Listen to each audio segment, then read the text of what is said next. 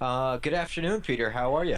It's good evening. It's actually good morning here, Viraj. I'm very good. You? I apologize, but yes, it is morning now, huh? So what, 1 a.m.? It's 1 a.m. Yes, yes. This is kind of Wow. normal for me.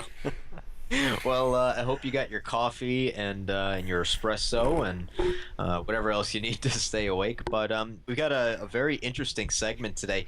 Going to be talking about trading the open. So trading when you shouldn't. Keys to successfully trading the open. That's going to be the topic for today. But Peter, anything you need from me before I hand it off to you? I'm just going to post here in the lounge real quick. If you want to view Peter Davies' charts and see the presentation that he's going to present in just a moment, just click this link here that I'm posting in the lounge, join.me/topsteptrader. So I'm in there right now. I see about 26 other people. It looks like some people are rolling in. So looking good to me, Peter. You need anything from me before I hand it off to you? No, I'm good, Viraj. I'm good.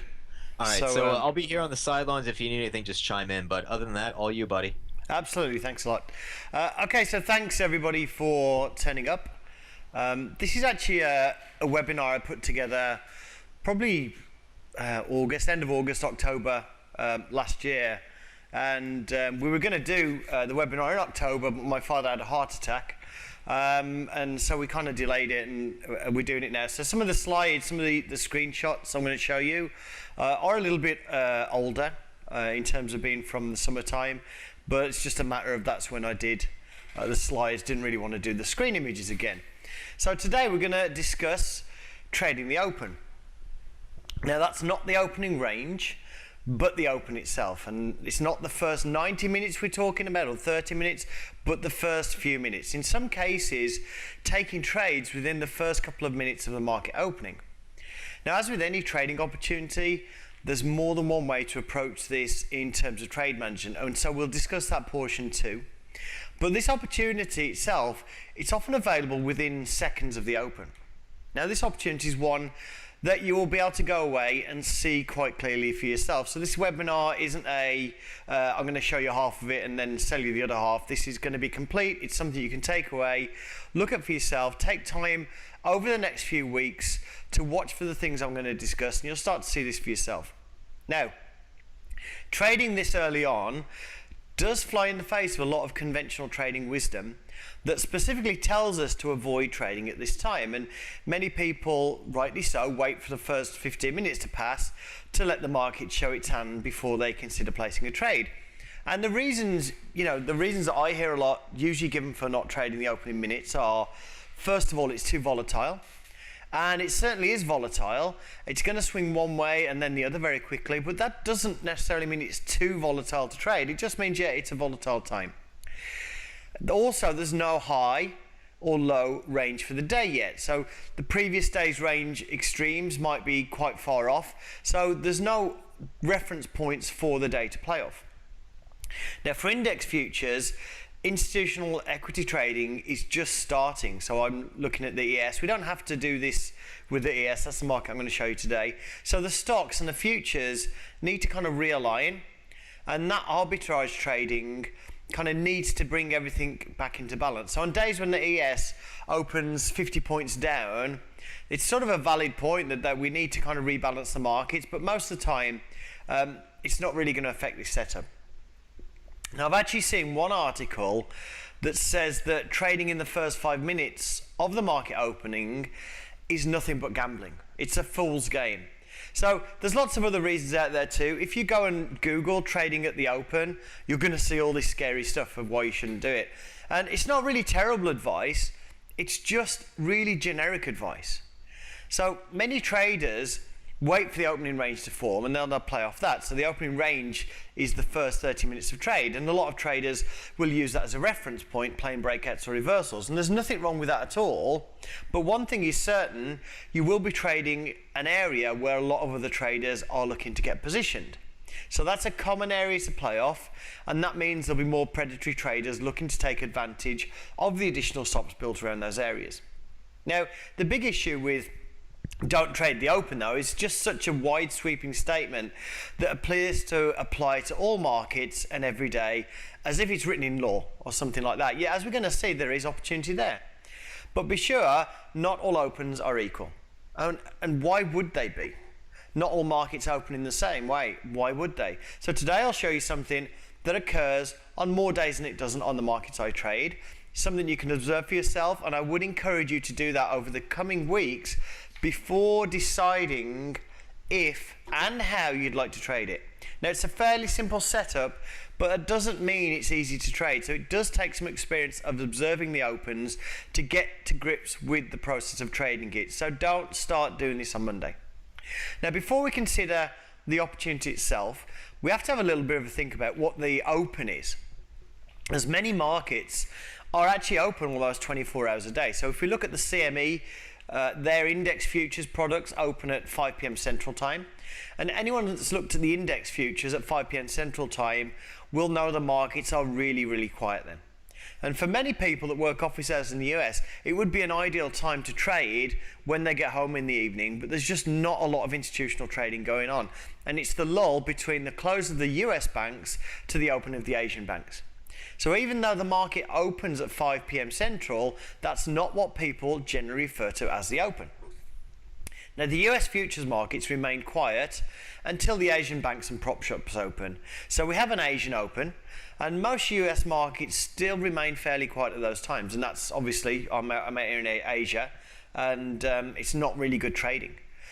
Now, the US index futures are quiet, but some markets do have decent range and volume at those times. Crude oil isn't too bad. Japanese yen futures are both good examples of markets are more actively traded in the Asian session for fairly obvious reasons, right? Every region uses oil, for instance. Later in the day, we see European traders coming. So we get the Frankfurt Open, which tends to be a little quiet. So the Eurex is in Frankfurt, but generally speaking, in that first hour, there's not a lot of trading going on. So we get the DAX, the Euro Stoxx 50s and the Bund are the biggest markets to start trading. So most of the time that first hour is pretty quiet, and there are exceptions to that. But for those that trade the German markets, you'll know that if nothing happens in the first 15 minutes, it's best to go and have a coffee and come back 45 minutes later, because that's when London markets open, and that's when we see the volume really pick up. Because the volume in London is massive. Forex, crude oil, Euro futures, interest rate futures, all see good volume and healthy ranges. The stock index futures in Europe aren't as volatile as the ones in the US, but arbitrage does keep them in line most of the time. So we have higher volumes and wider ranges once the London opens in comparison to the Asian session. And then we've got the US Open. So what is that? Well, for those of us trading index futures, some of us used to call the day session the pit session in reference to the times the CME trading floors opened. Now that most of the trading floors are closed, that doesn't make sense anymore. For index futures traders, the key opening time is when the US stock exchange is open, which is 9:30 a.m. Eastern time. Now, of course, there is a pre-market stock trading, but that's generally light. But it's 9:30 a.m. the stock market opens to all, and the volume in the corresponding futures markets increases dramatically.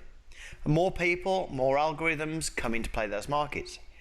Now, trading floors haven't disappeared for all markets yet, but for a long time, their volume has been overshadowed by electronic trading anyway. So with trading, floors representing way less than 1% of trade in most markets, it's fair to say that in some markets it's more tradition than an underlying market that causes the volume to increase at the open time. So if you look at corn, for instance.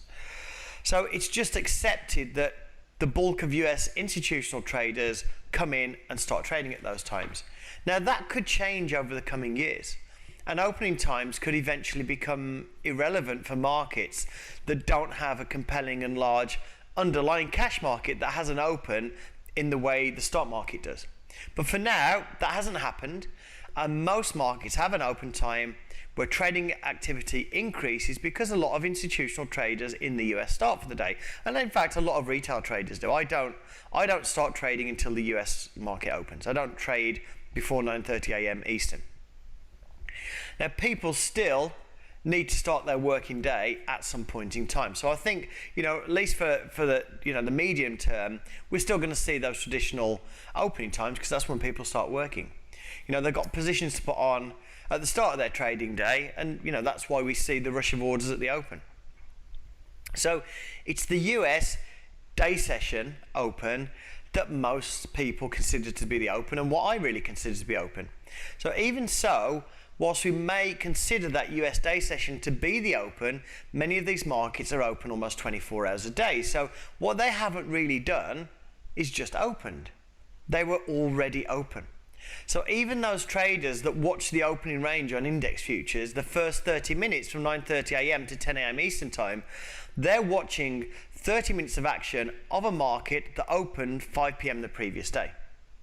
And this is, of course, the key to trading the open. It's not actually the open. There is information that we can use from the Asian and European trading to help us make decisions as the US traders start working. Now, in most futures markets, the US leads in volume, but a lot of the time there is significant volume traded up to that US Open, mostly from Europe.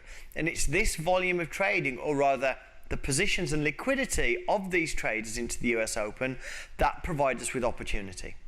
Now, this opportunity isn't one you can just jump on once you know what to look for. It requires some practice and understanding of specific market nuance. So if you take all this in today and attempt to trade it on Monday, you might get lucky or you might not, but you probably won't be doing it properly. Okay? Because what you'll be doing is really taking the trade based on all of the elements required, or not, sorry, you'll not be doing it based on all of the elements required, one of which is a little bit of experience in the type of action at the open. So watch the opens for a few weeks or a month and get to understand how it moves before you consider placing a trade at that time. And the good thing about this is most of you are going to be at your screens anyway. So all you've got to do now when the market opens is watch for the things I'm going to show you today for a few weeks or a month, and just decide if you want to do it. So if you jump in and start trying to trade this for the next few days and it doesn't work out, you might well say, well, that was nonsense, and move on to the next thing, and you might give that a 2-day shot. If it does work, you might decide to go all in and then get burnt down the road. And that, of course, would put you in with the majority of aspiring traders, ambitious and keen, but not methodical. So take your time to assess whether this opportunity is something you want to attempt to take advantage of by having a period of observation. Now, I'm telling you this because what I'm showing you is going to look really, really simple, and I don't need to fall into the trap of thinking that that apparent simplicity equates easy money. Now, the first thing you're looking for into the open are areas where lots of traders are positioned as you get close to the open. So we're going to look at the open from August the 13th, 2015, and then note that that is the summertime, obviously, and volume is normally quite poor in August, but we had a lucky summer in 2015 in terms of volume. So at that point, volume is decent, and we'll come to why that's significant a little later on. Okay, so what are we looking at here? Because some of you are going to say, well, where's the chart? Now, bear with me, because that's not where the opportunity is. In fact, that's why a lot of people say don't trade the open, because they're actually looking in the wrong place at the open. So what we have here, we have the jigsaw dome, and the key things that we're going to be looking at here, first of all, the time. We can actually see it's 5 seconds before the open. The third column here is the volume profile. That's just the number of contracts traded at each price. Now we can see we have significantly more volume traded from 64.50 to 65.75, and that's just above where we're currently trading. We're currently trading 64.25. We also have higher volume at 63.50 to 63.75 below us too. And that volume represents traders' positions, a place we can say that a lot of trading took place. And of course, that doesn't mean that all the people that traded there are still positioned right now. You know, you can say that about any price, but relatively speaking, there will be more positions in these areas, especially because we're still trading close to it. Now, what we can assume is the closer those positions are to current price, the less likely they will have been stopped out. So if we imagine a trader short at this point from 58.50, he's less likely to still be in the market and less likely to react when we get back down there because of how much we've moved away from his price. Now, volume does taper off as we move up through the range, and you could have an argument that says, well, maybe we should consider, this 66 here as the volume, top of our box, because there's a just a few hundred less there. But basically what we're looking at the higher volume areas. It's not an exact science. It's more of an art, but we're just saying, okay, where's the bulk of the volume? Now, the inner blue and red columns are the market depths. Those are the people with limit orders waiting for someone to come and trade with them. So you can see, apart from down here at 62.75, the amount of limit orders is quite insignificant. Now, that doesn't mean there's no liquidity there. It just means traders aren't showing their hand. And so we're going to make some presumptions about where liquidity actually resides based on where the most trades occurred. Now, for those that don't understand the term liquidity, it just really means where the limit orders are, or where people are sitting waiting for market orders to come and trade them. And here's the open. So one of the things I do here at the open is I clear the volume profile. So this is the overnight volume profile, and then when I get the open, I like to clear it down. So now in this volume profile, we're just looking at the trades after 9:30. Now these inner columns here show us the number of contracts traded this time round. Okay, so we do see a discrepancy. We're going to see a discrepancy between these inner columns and what trades on the volume profile. Okay, so don't get confused by that. So we can see that, from the open, basically, we didn't move up. We were trading 64.25 just before the open, and we traded up to 64.50. So effectively, we didn't trade up because we were bid 64.25, offered 64.50. We traded a little more at 64.50, and then we went down. So in effect, before the open and at the open, we couldn't get into this high volume zone and trade it. And that's a shorting opportunity. But the thing is, in this case, it's a shorting opportunity that you would have had to be extremely fast to take advantage of. Now, we can see that as we got through 62.75, remember over here we had the large bids, we can see that liquidity was actually real because 1,054 contracts traded as we went through that price. But there's still no significant liquidity anywhere. But what we can say is that the long traders at 63 to 63.75, probably at this point, not part of the picture anymore.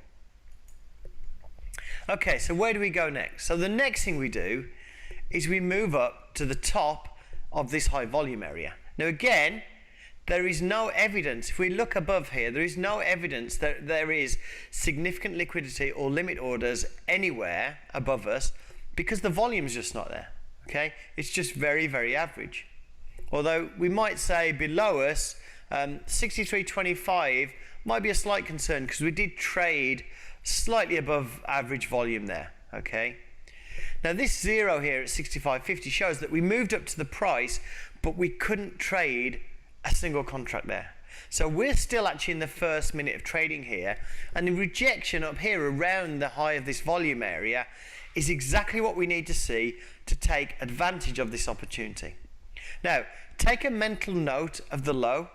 It's 2,062, and we've traded 15 contracts there.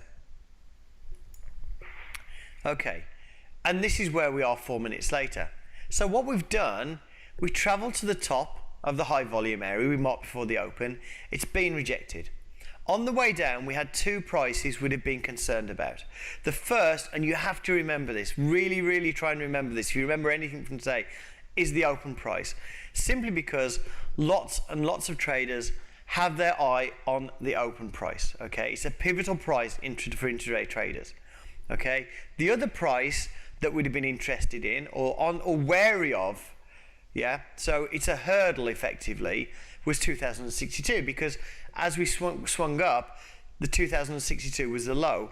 And when we came back through the low, we can see indeed as we traded through the low, we traded 1,580 contracts there and then it broke down. So there was liquidity at 2062, but it couldn't hold. And so once you're in one of these opportunities, you're looking for hurdles. Okay, I'm short. What are the hurdles? Well, the open price is going to be a hurdle.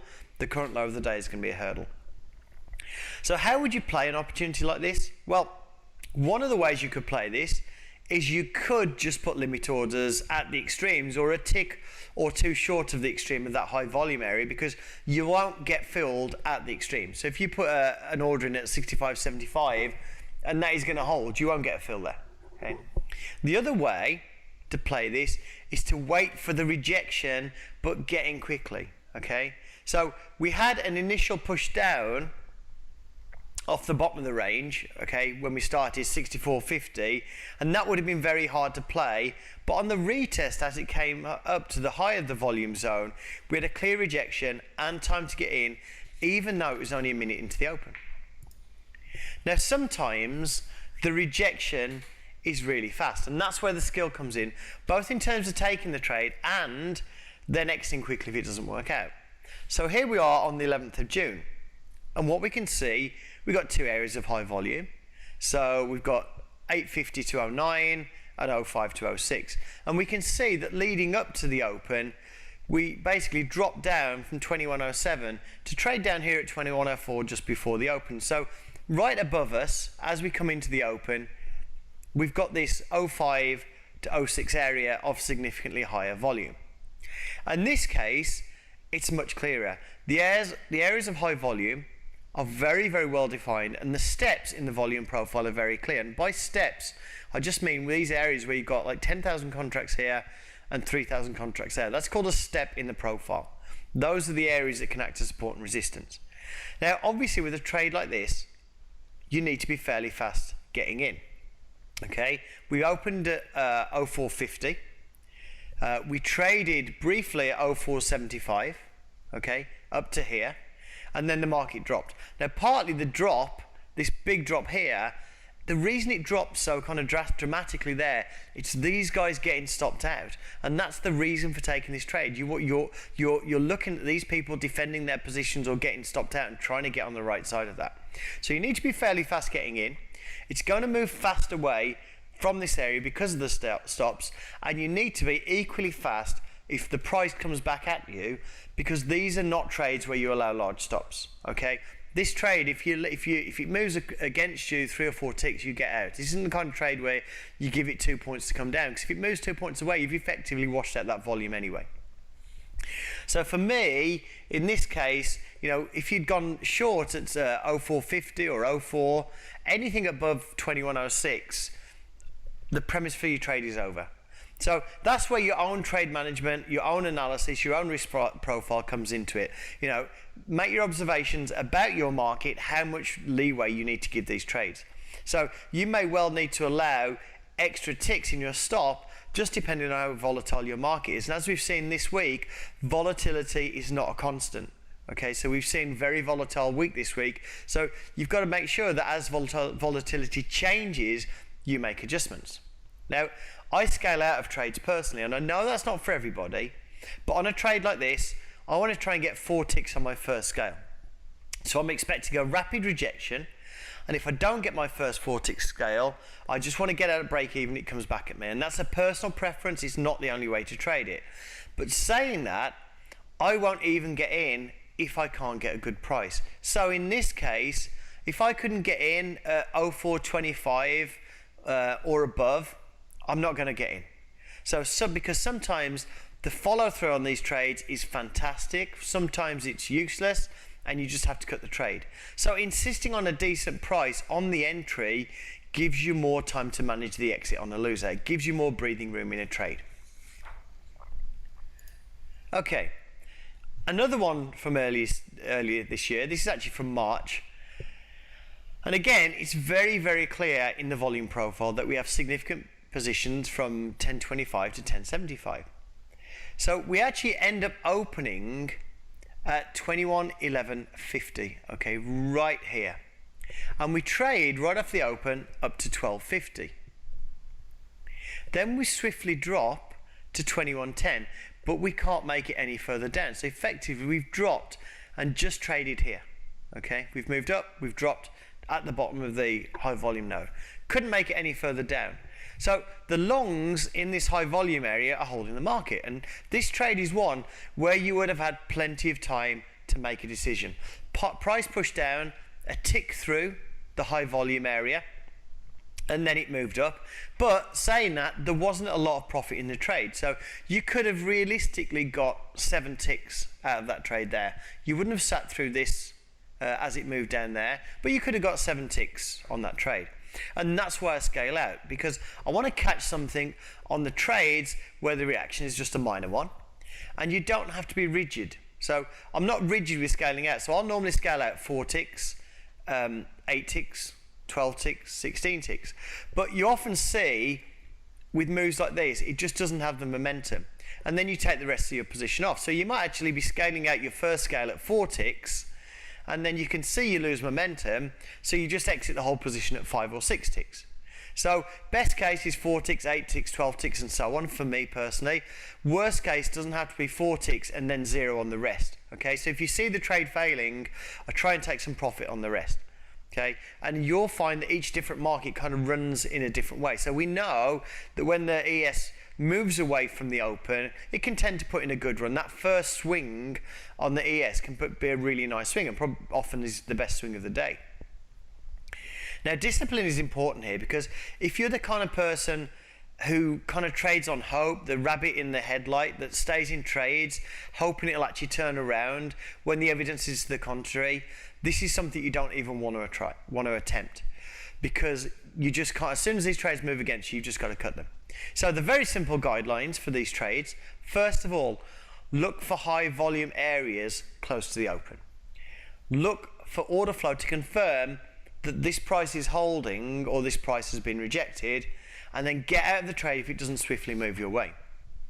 Now, all days are different, and some days, especially low volume days, the volume profile as you go into the open is going to be less clear. So despite last year being generally good in terms of summertime volume, August the 14th was very lackluster. It was more the normal sort of summertime action you get.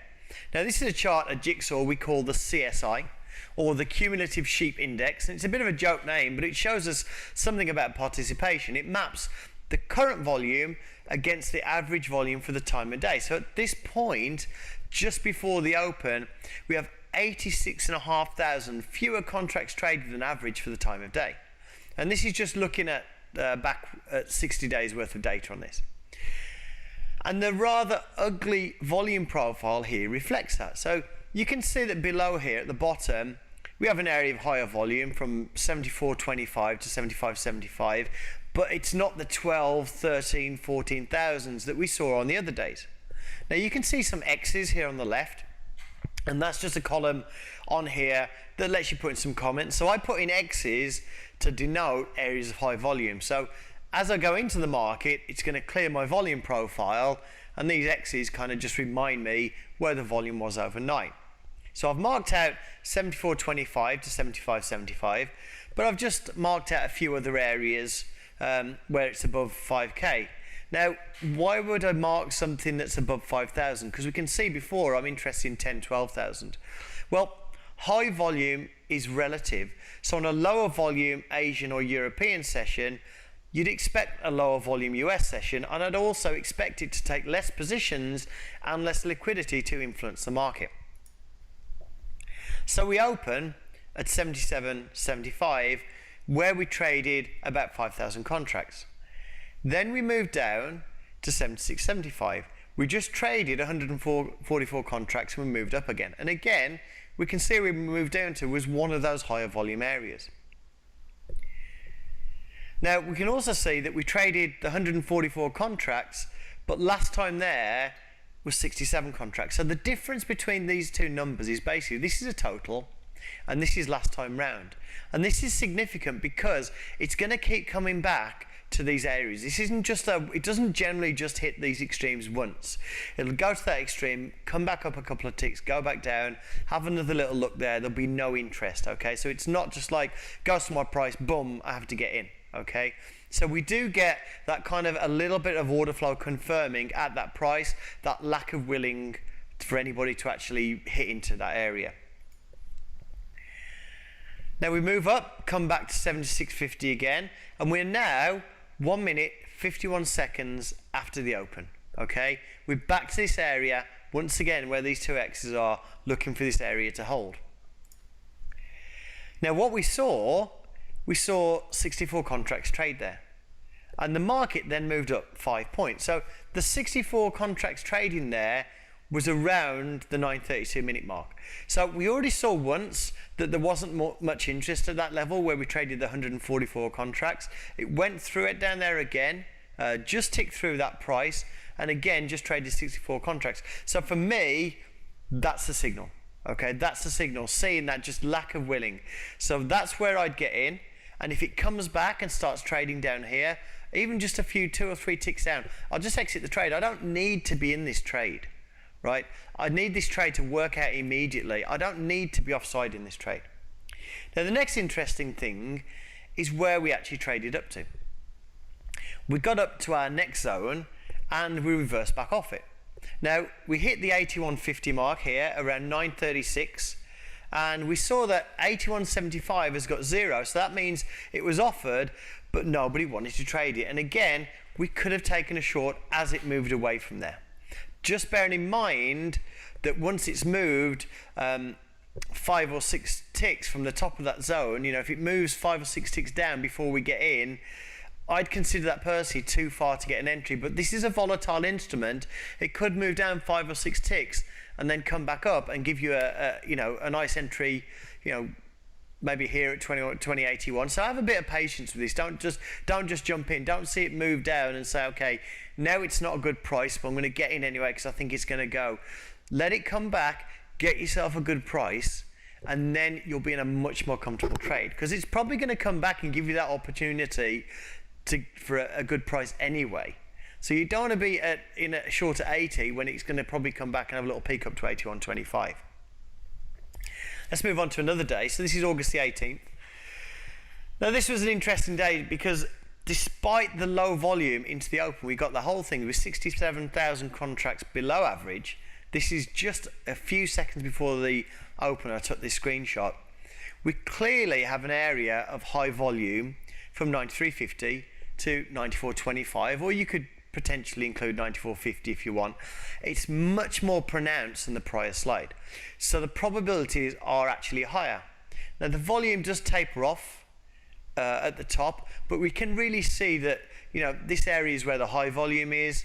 And maybe you could also look at 95.75 to 96.25 also does have higher volume there. And this is just before the open, and we can see we open here at 96.25, so just where that upper area is. Now we move down from there again, and again you'd have had to been really fast and really quite brave to have actually shorted that right off the open. So generally you find that initial move off the open, it kind of happens in an instant. I'm not suggesting that you take that, because trading early is one thing, but trading 2 seconds after the open is another thing entirely. There is zero chance of any confirmation within the first 1 or 2 seconds. Now where we get down to 94.50. So if you look at the volume at 94.50, you can see 85 contracts traded.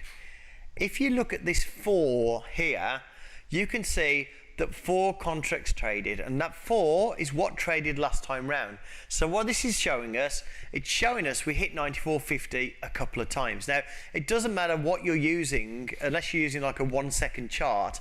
A lot of the time you're going to miss the fact that it's hit that price a couple of times unless you're actually watching it. So you can go back and look at charts, but you're going to have to be looking at a really small time frame to see that this hit this price a number of times, but we can just see it there by the volume. So last time we came down here, 4 contracts, and that's interesting because it's when it comes back and doesn't want to trade that we have the good opportunity.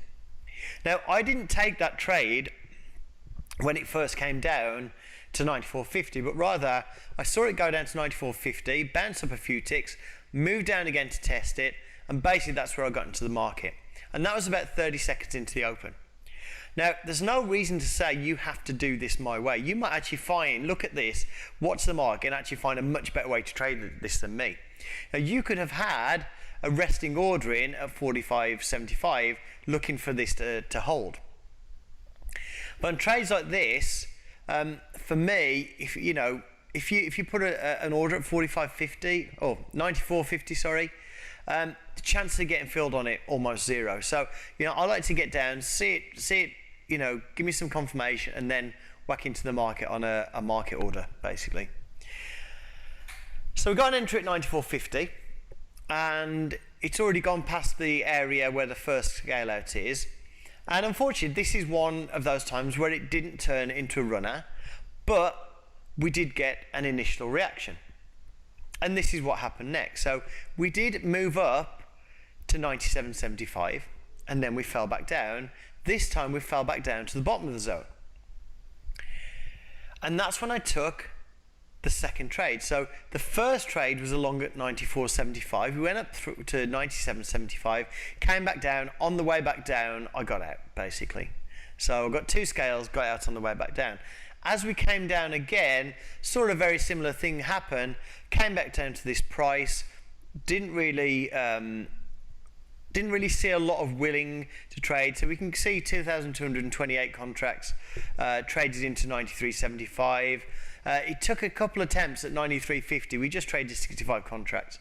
So I got in. I didn't get the price above this time. I didn't get the 93.75. I got a slightly poorer price. But again, that was a decent trade. That was at 9.42. Okay.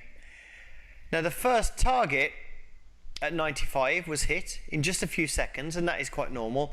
But that's all we got out of the trade. So after that first target, what I do is I put in a break-even stop. It's one of my rules. If I get to my first target, I put a break-even stop on the rest. If I actually get to the second target, I will sometimes loosen that off a little bit.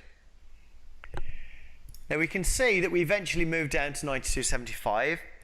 This is about 10 minutes after I took the trade, and then the day started to settle into range, which is pretty normal for a lower volume day. So not all trades work out, and not all days start with that big swing off the open. Sometimes the trades work out, they just don't have the legs, they just don't have the pace. So you need to be nimble at getting in and out, and that's why I say you need to watch quite a few opens. So it's much more important to understand how to handle the trades where it comes back at you than the ones that go your way. That's where the skill comes into it. Now, it's not rocket science, but it certainly is a skill. So you should expect to suck at this if you actually give it a go when you first start. So simply put, volume builds before the US Open in many markets. The more volume in those areas, the better. It's more positions, it's more liquidity. Don't expect the liquidity to be visible as limit orders on the dome, okay? This is purely about the flow of orders and where the positions were.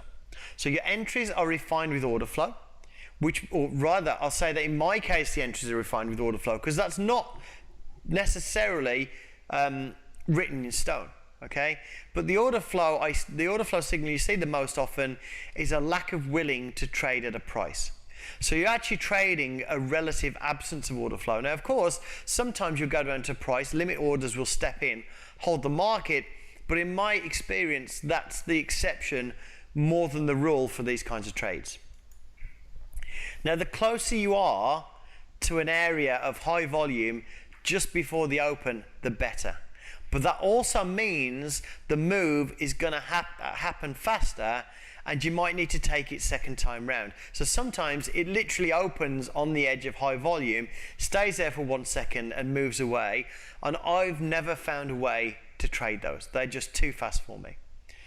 Now, as you move further from those higher volume areas, the chances of people positioned there still being in the market are much lower.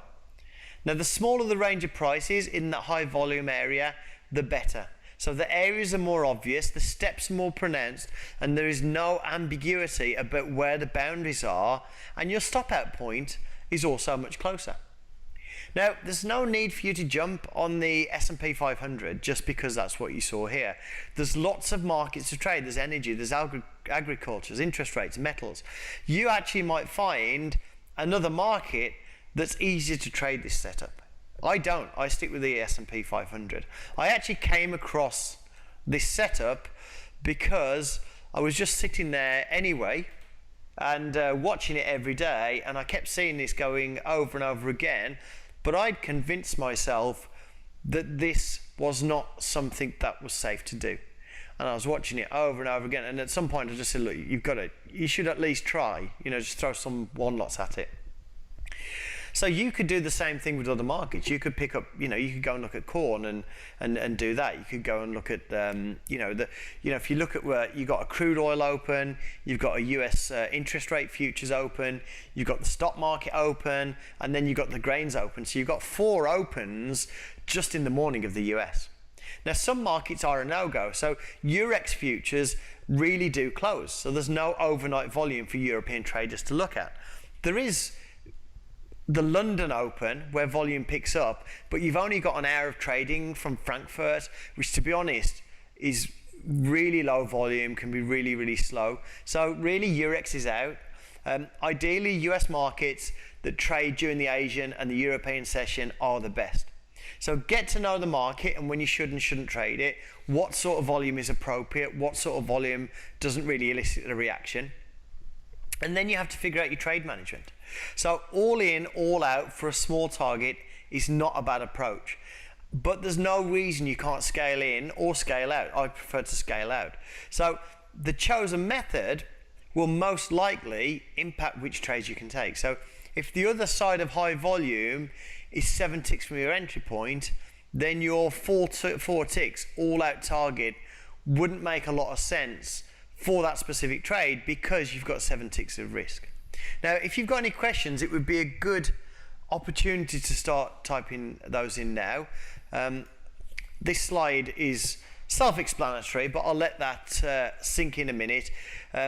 We all know about the rabbit in the headlights. You're driving along, you see the rabbit in the headlights, and he just stares at the headlights and watches the car come, and he becomes a flat rabbit. Well, there's a lot of people that trade are like that. And if you're the rabbit in the headlight when a trade starts to move against you, you can't do this kind of trading. You'd be better off if you're the more nervous type that closes out too early, because these trades probably will benefit from you doing that.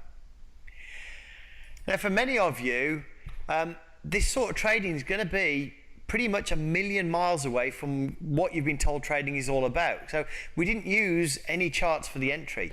We just played off the locations where traders were positioned. Now, that doesn't mean you can't use charts to trade off. So this is just the start of the trading day, and this is just an approach to take advantage of the positions that are set up overnight to use into the open. So it's just a single technique you can use at the open when you're going to be sitting there anyway, and this is the most appropriate information to use at that time. Now, the tools you saw on the screen, they are part of the Jigsaw Trading Toolset. If you want to know more about Jigsaw Trading and why we're the #1 trading software company on investtestimonials.com, take a look at our website. You'll see lots of details about our trading tools, as well as a lot more educational material completely free of charge. In fact, the video of this presentation will be on there. There is a free Order Flow Foundation course on there, and it's being used by professional trading firms in Australia and the UK to teach their intern traders. And again, that's partly because the material is quite good and partly because the instructors are lazy. Okay, so right at this point, I think that slide is self-explanatory. Do we have any questions? Let me just go and have a look. Okay. Okay, so go on, sorry.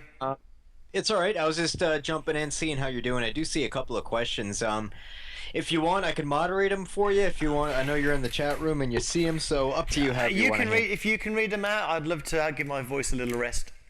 All right, I hear you. All right, so to start it off here at the top, this is Sakis F111. He's asking, is OEC Trader necessary for Jigsaw when using Sierra, or any way to avoid it?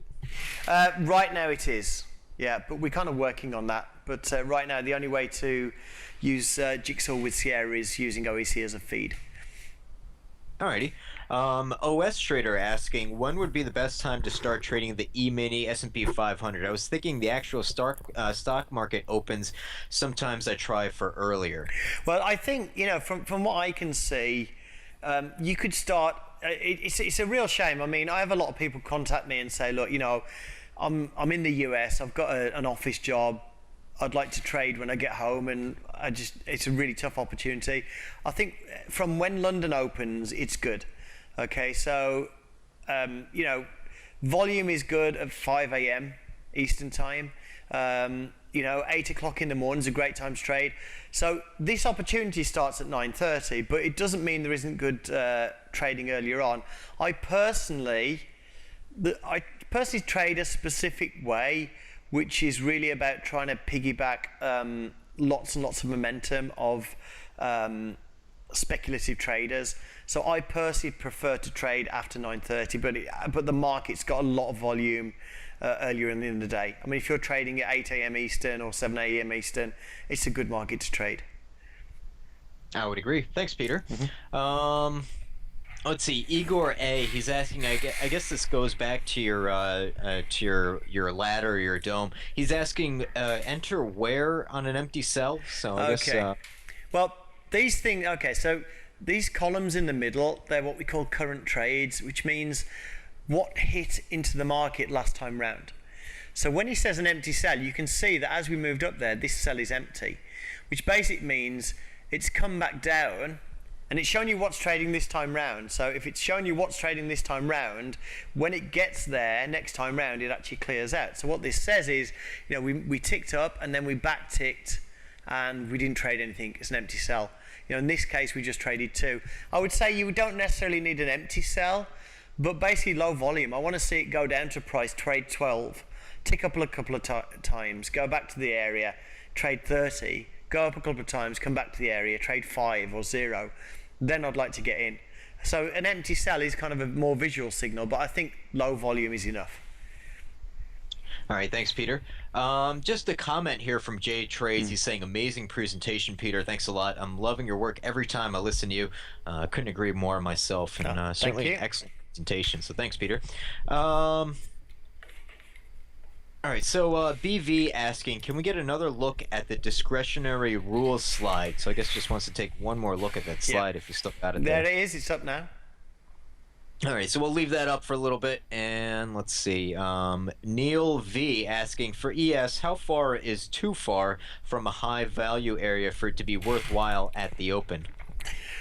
Well, I would say it's difficult because sometimes it'll hold. I think if you're like 10 points away, I would say they're washed out. But you can go and revisit an area of high volume 5 or 6 points up, and it holds. Okay, so some of the things, some of the things we do are kind of self-fulfilling to an extent. So I've never heard of anybody doing this before. It was literally I kept watching. I was just sitting there anyway, and it just kind of like keeps seeing the same thing. So, but for all I know, this could be a lot of people doing this, and that could just be other people marking those levels off, and that's why it's working in some cases. So if you moved 10 points away, I wouldn't really be interested, and I also wouldn't be interested an hour and a half later. This is first 30 minutes coming back. If we come back an hour or an hour and a half later, I'm probably not going to take the trade. Alrighty. Let's see here. Elise asking, where did you get that volume profile chart that you used? That's Jigsaw Trading. That's the software. That's my little company, and that's our software. Alrighty. Peter H asking, is this recorded now? I know on the Top Step Trader side we're not, but Peter, I thought I heard you say the recording of this will be on your website. So yeah, barring any technical problems, I've been recording it. I haven't listened to how good it is yet in terms of audio quality, but it should be fine. Yeah, it should be recorded. All right, fair enough. So, what I'll do is I'll put it on the Jigsaw Trading website. So just go to jigsawtrading.com. It'll be up there somewhere. Gotcha. All right, appreciate that. DE asking, how do you use difference between the Globex profile and the regular trading hours profile? I have both up always and find that the Globex volume point of control value area highs and lows do get participation as well. Any ideas? Yeah, I don't use the value highs and lows on Globex just because I've got so many. There's other things that I look at, but there's no reason you can't play off those as well. Because people are trading all the way through. So it's not something I trade off, but I don't see why it wouldn't work. All right. Let's see here. J Trades saying, I use price action with support and resistance levels. Can your tools and volume profile be a great add to my kind of trading? Yeah, I mean, basically that's the way I trade. So, if you look at it, I was just setting support and resistance based on the volume profile. But if you look at the prep, I do a daily prep that goes onto the Top Step blog, and you'll see that I'm using part of my prep where I was going today is I look at a 4-hour chart and I look for very, very obvious areas of, where the market turned before. And that's where I trade. What I tend to do though is I look for common areas that I believe lots of people are looking at. And I tend to wait for an area to hold, and once I see it hold and I see there's participation, then I'll wait for it to come back a bit and then get into the market. So that's just kind of my angle on it. I let everybody else do the heavy lifting in terms of turning the market. And then I'll say, okay, well, they've turned the market, now I'll just take advantage of that. But effectively, that's exactly what I'm doing, basically. So that's a definite yes. Awesome, thanks. Pavan here saying to Peter, is it okay to ignore the Asian, UK data or price action and just consider the market as gap up, gap down when the US opens? Yeah, I mean, I don't trade gaps. The only time I trade, I will look at something as a gap is if if we move up and we're above yesterday's high. But I tend to just look for the high volume areas. So I look at the high and the low from the Globex session, but I tend to not worry too much about the gap itself, unless we've moved below yesterday's low. So I don't see the difference between the open at 9:30 and yesterday's settlement as a gap. I see, if we close at 1800 and we open at 1750, that's the gap for me. But I mean, anything's okay basically. But I'm not a gap trader. Gotcha. Thank you, Peter. Let's see here. Manny Moda just commenting, yeah, see jigsawtrading.com for much good info. So it's good to see Manny. Question from Logjam asking, are you planning to do anything about the time sessions on OEC Trader? They don't have session templates and it messes up the volume profile a lot. Yes, I am. But give us about 3 months. That'll be done. Alrighty. DE got a second question here. I think a comment. Also, how do you break down, say, the first half hour to hour of trade? Opening range, opening balance? But to be honest, I don't really use that stuff. And again, because the reason is basically I look at the 4-hour chart. I've got the swings from there. I use yesterday's market profile levels. I use the Globex high and low, and I use these volume profile areas. I've basically got enough to keep me busy without bringing in anything else. So I've got a bunch of stuff I look at, and then the other stuff I just kind of ignore, not because it wouldn't work, just because I've got enough to play off, basically. All right. Let's see here. OS Trader asking, what software is Jigsaw Trading offering on Investimonials? That's all of our software basically. It's a lifetime license. You get all of the tools. If you go to Jigsaw Trading website, you'll see you'll see the set of tools. We're not actually offering it on Investimonials. It's just an independent review site. I think they've got about 10,000 different products on there, and we're number 2 out of 10,000. And if you've got any questions about what you see on there, you can just give me drop me an email. I'll actually type in my email address into the chat. Awesome, thank you, Peter. Let's see here. Can Ken G? That must be a joke. Igor A. Entrance where an empty cell. I think we answered that one. I got a question here from T67. Any plans for using Jigsaw with the CTS T4 platform? Funnily enough, yes. I've had some chats with the guys at CTS. Really, really good, nice guys. Absolutely, we will be doing that. Awesome. Good to hear. Let's see here. Got a question from J Trades, I believe. He says, if I did understand, you try to enter in the prices that are being rejected, trading few contracts each time it touches that price. Why is that so? Well, there's a couple of reasons. First of all, on the market I trade, the ES, I know a lot of traders call it a second chance market. So if you've ever been in a trade on the ES where you enter and you enter short and then it ticks up and then it comes back to your price, and it ticks up again and it comes back to your price, and it ticks up again and it comes back to your price, and you don't get out, and then next thing you know it blows up. Well, that's the market giving you a second chance to get out, and the ES is very much like that. So just the way the ES moves, it tends to come back and then move away and then come back and move away. And I want to see just, if it comes back to price, nobody wants to sell as it moves down. To get to price, nobody wants to sell it. And it comes down, nobody wants to sell it. There's lots of people watching that. And eventually what happens is they can see there's no selling participation, so people will just start pushing it up with buying. It's just a weakness on the sell side, effectively. And it's just easy to see. You don't want to just see it come to the price just the one time and trade a few contracts. I want to see confirmation. They really don't want to touch this price. So that's why. Awesome. Yeah, I like that. It's you see the offer get the price get offered or bid, several times, and if no one's hitting it, no one's lifting it. Obviously, there's no interest there. So, excellent explanation. Let's see here. Mark Seflin got a nice comment here saying if you follow Pete's suggestions on his website on how to train your brain to see the auction as it's occurring, you'll start to pick up on the auction patterns. This learning process can take some time though. So he says he likes using the JS platform as well. Yeah, thanks, Mark.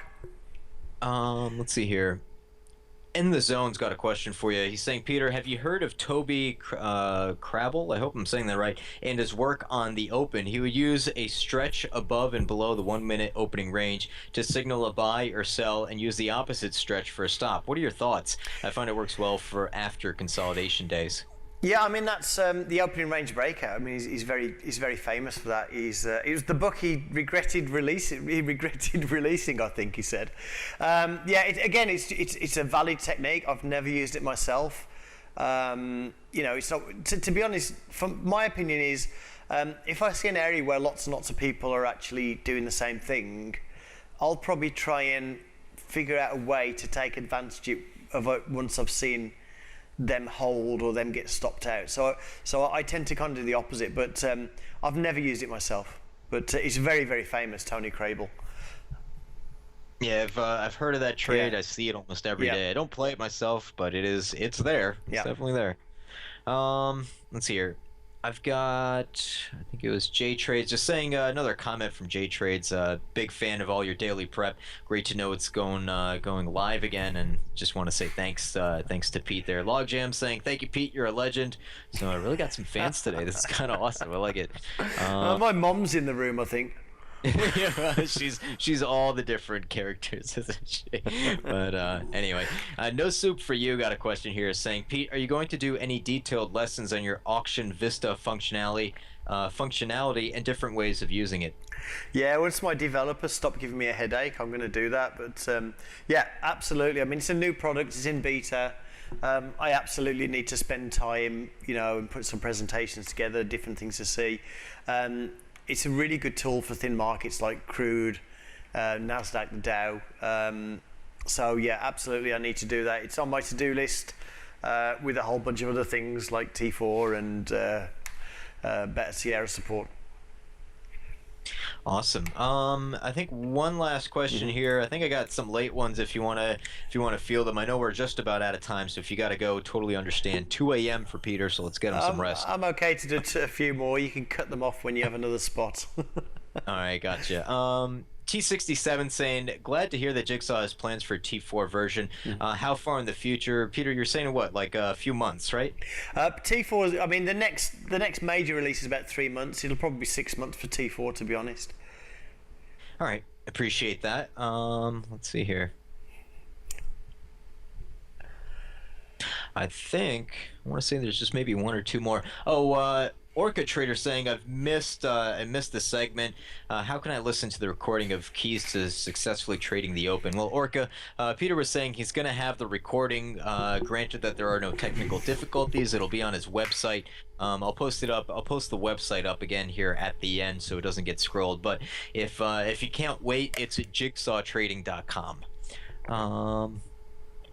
Question from Saki IS again, saying, do you also use the live time and sales information consolidated by time or price other than the one recorded on Jigsaw? No. no, I never use the regular time and sales. Default one. All right. MN73 saying, are you going to do a CSI for Sierra? Not planned, to be honest. That's not in our plans. Alrighty. Dale B saying, Pete, a more accurate representation would be to change your picture to a photo of a pint glass. Yeah, and Dale has actually, I've had more than a few pints with Dale in the past as well, so he's not far off. Gotcha. Awesome. Well, I think that's just about it here. Don't see any more questions, but we do have Peter on fairly regularly throughout the week, so we're going to get him on again next week. I'm just checking the schedule here. Let's see here. Usually, I want to say it's Tuesdays and Thursdays, 9:35 a.m. Order Flow Outlook with Peter Davies, Jigsaw Trading. And so yeah, next Tuesday, next Thursday, Peter, if you're available, we'll certainly give you a call, see how you're doing. But I guess that's just about it for today. Incredible presentation. Really appreciate it. Love this opening stuff. I'm a big fan of the opening trade, and I find some of the best opportunities there. So absolutely. So yeah, I guess I'll leave it at that. Any final thoughts before I let you go for the day? Just thanks, Viraj. Thanks, Top Step, and thanks everybody for staying and listening. And have a good weekend. Oh, thanks again, Peter, and to you as well. If you do go out drinking with Dale, I guess moderate. I'd have trouble. He's in Florida. Oh, all right. So it'll be a long plane ride, I guess, if you do. But maybe some other time. But either way, Peter, it's always a pleasure. Great to have you on, and we'll talk to you next week. Have a great weekend. All right, thanks, Viraj. Take care.